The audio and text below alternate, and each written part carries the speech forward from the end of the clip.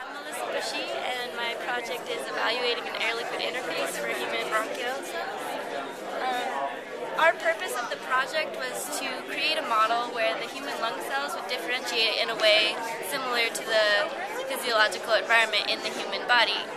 Other methods that have been used previous to this one have been submerging the cells in a medium where substances have been given to the cells and then seeing how they have responded. Unfortunately, this does not represent what happens in the actual human body, so we are evaluating an air-liquid interface approach to hopefully allow the cells to differentiate more properly. This entitled Collecting the Cells Through a Brush Biopsy, where we got the lung cells from Mellisa and the EPA. The cells were then mounted on a membrane and given bronchoepithelial basal medium on both the apical above and basolateral below surfaces to cause the cells to grow to a confluent surface.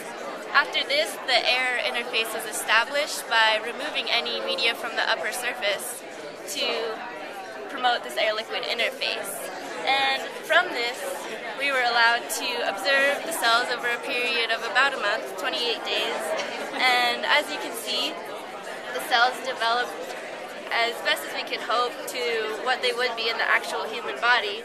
Starting out as the squamous and stratified shape, there's no cilia or mucus, but as time goes on, you can see that cilia have begun to form on the surface of the cells, and even more defined by the day 28, you can see this very clear pattern of cilia, mucus, like they would have in the actual human lungs.